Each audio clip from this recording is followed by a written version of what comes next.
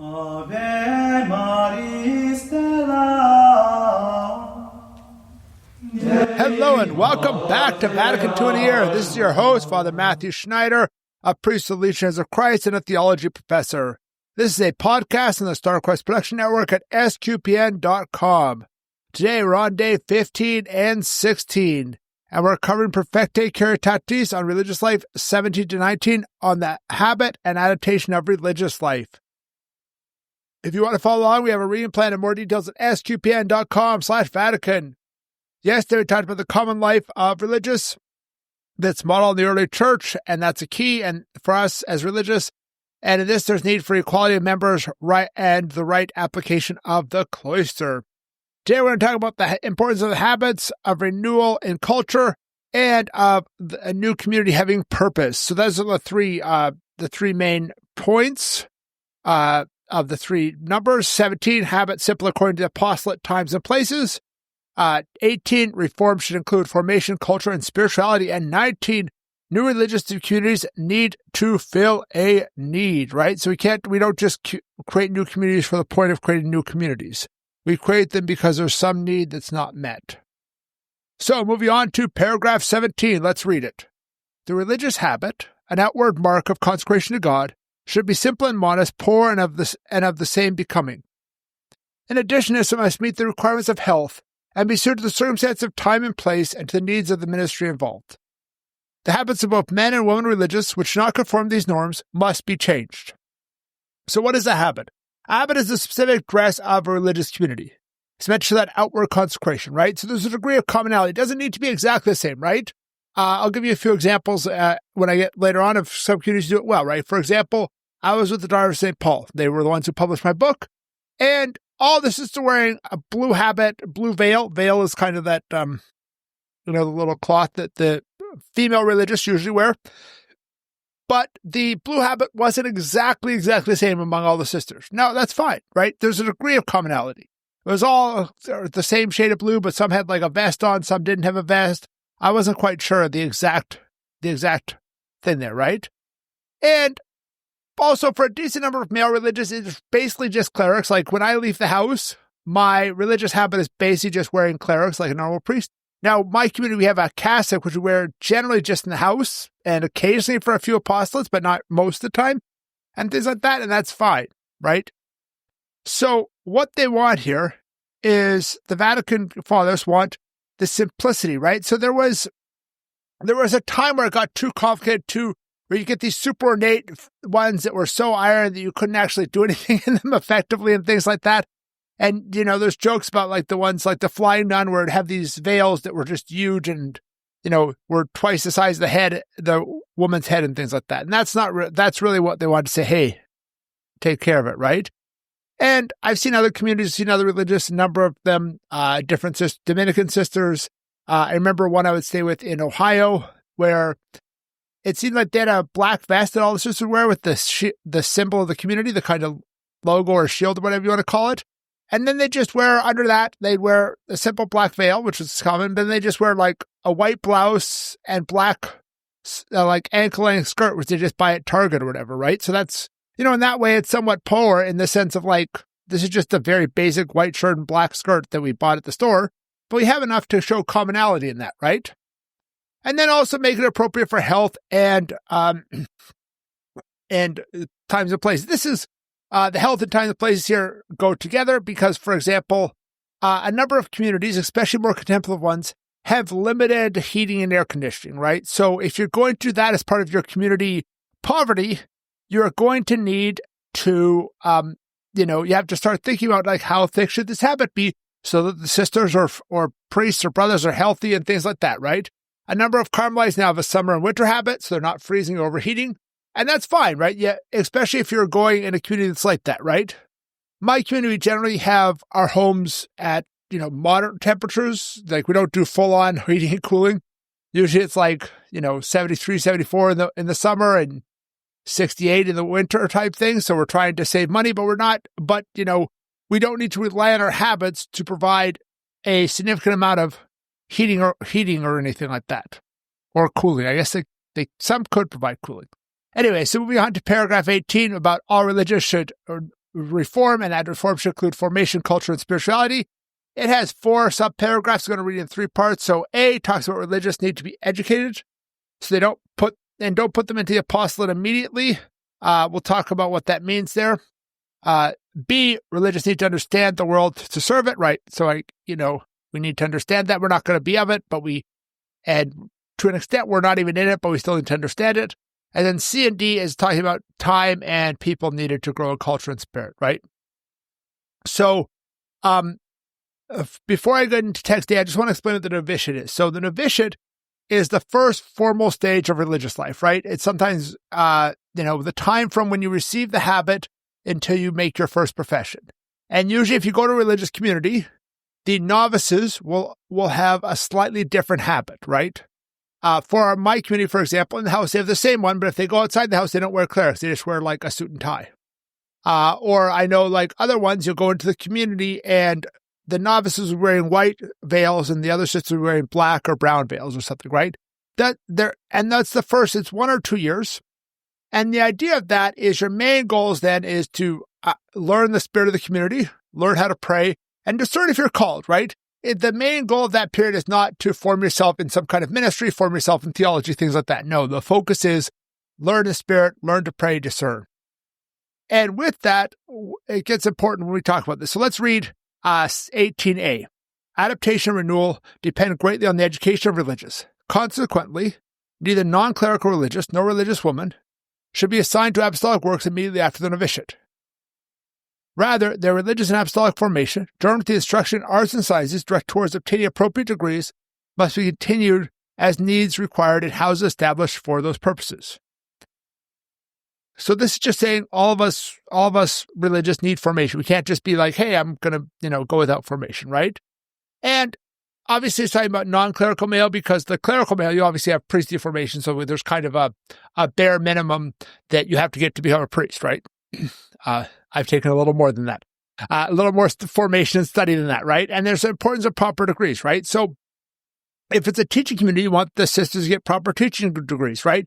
You want people to get proper like religious degrees or philosophy degrees or theology degrees. Sometimes even like nursing. Sometimes you might have a sister who's a medical doctor or a priest who's a medical doctor. The odd time you might have someone who's a lawyer to provide law service to the poor or something like that, right? So all those kinds of degrees are important, right? Obviously, a lot depends on the exact community because, for example, there are communities dedicated to healthcare, and like those ones are going to probably be doing a lot more like, doctor and nurse degrees, whereas communities dedicated to teacher are going to be doing more teaching degrees, right? And then even within a community, you might have those who do more or less, right? For example, my community, we all do kind of the same formation for ordination, but then after that, it varies quite a bit, right? I've spent the equivalent of another 5 years studying after ordination. Anyways, so let's move on to 18b, talking about religious need to understand the world to serve it, right? So let's read it. In order that the adaptation of religious life to the needs of the time may not merely be external, and that those employed by the rule in the active apostolate may be equal to their task, religious must be given suitable instruction depending on their intellectual capacity and personal talent, and the currents and attitudes of sentiment and thought prevalent in social life today. This education must blend its elements together harmoniously so that an integrated life on the part of religious concerned results. Right? So we are not even in this world, but we need to understand it, right? If we want to serve this world, we need to know the start where it is, right? Because if I want to teach somebody something, I have to know, first of all, where they are, right? If I'm teaching a seminarian or I'm teaching a 12th, like a middle schooler, some aspect of theology, they're going to start at a very different place. And I'm going to, even if I'm trying to teach them the same point, I need to start from a different place, not just knowing the end of what, like, that they know this thing, right? And so that's important, right? That we need to understand the world in that sense. And it's not meant to disturb our religion, right? Harmonious well training, right? And it's that reform that goes deep, right? Personal conversion, not ditching the habit, right? Some of the people, I think, interpret numbers like this and say, hey, like it's a reform that goes deep, let's get in the world, let's be like the world. No, it's not to just be like the world. It's not to be like, hey, we're gonna dress in Hawaiian t-shirts or whatever else. No, that's not what the Vatican Council is asking us. That is a distortion of what it's asking us. What it's asking us to understand the world so they can preach it, so we can bring Jesus to the world. right? And that's important, right? Like, I understand the culture of the world. I understand internet culture relatively well. I'm not saying I'm like the expert and going to give like, a whole academic course on it or anything. But I think I understand those type of things. And that's helpful for bringing Jesus to that environment, right? So hopefully that's helpful to understand that. Anyway, so moving on to 18C and D. Yeah, we're at 18. We are going to read it. Oh, no, I should give my one-line summary first. We need time and people to grow in culture and spirit as religious. C, religious should strive during the whole course of their lives to perfect the culture they have received in matters spiritual and in arts and sciences. Likewise, superiors must as far as possible obtain for them the opportunity and equipment and time to do so. D, superiors are also obliged to see that directors, spiritual fathers, and professors are carefully chosen and thoroughly trained. Right? So C is talking about we have received a culture, we need to elevate that culture. No, it's great when I see religious who are producing culture. Religious who are singing, religious who are doing artwork, right? Even non-Catholic ones. I got an icon that was painted by an Orthodox monk, right? It's great to see that icon, right? I didn't get the icon. I got a print of an icon painted by an Orthodox monk. And he's a religious. That's a great thing, right? And those type of things produce culture, right? And we also see, when we look at that, so much of science was really founded by religious, right? So you look at Copernicus, the first guy to propose that the Earth goes around the sun. He was a canon of the cathedral. Gregor Mendel, the first guy to propose genetics, modern genetic theory, he was a monk and a priest. And then Georges Lemaitre, the first guy to propose the Big Bang, thus a priest, right? So we have that idea of, thus a priest, I guess not quite religious, but close enough, right? He's a priest, right?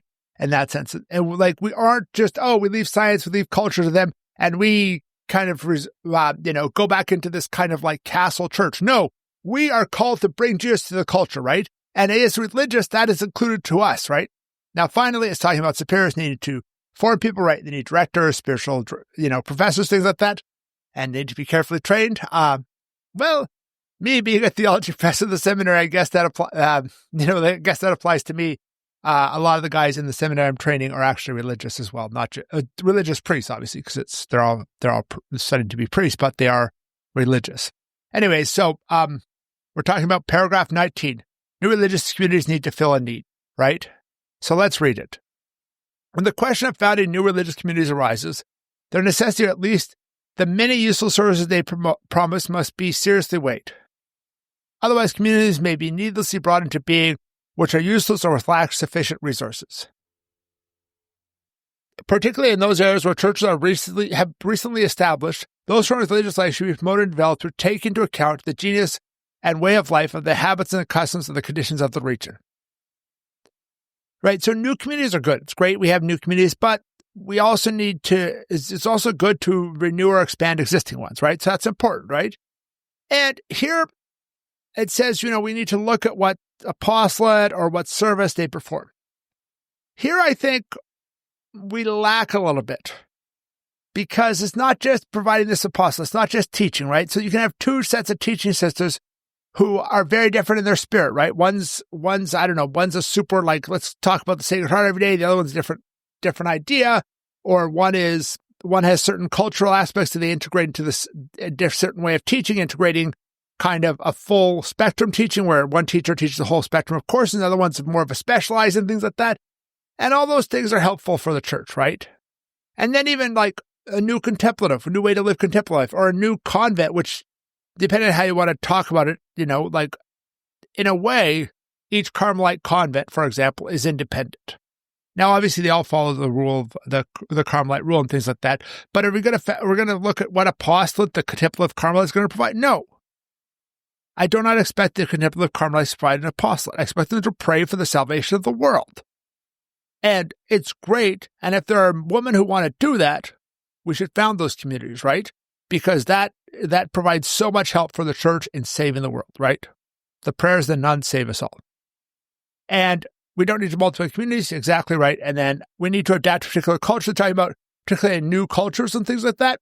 One thing I recognize is I don't really understand a lot of other culture in the world. I understand, my North American, Canada, U.S., and a little bit of European, because that's where my ancestors come from. At least one of my grandparents, and then a few generations further back elsewhere. But anyways, that's our podcast for today. Thank you for listening to this episode of Vatican II in a Year. This is a listener-supported podcast, and you can do it to help Starcross produce it and other great podcasts at sqpn.com/give. You can give one time monthly or join the Starcross Patreon. Tomorrow, I'm going to hear the next paragraph of Prophetia Caritatis 2022 on governance of religious and their ministries.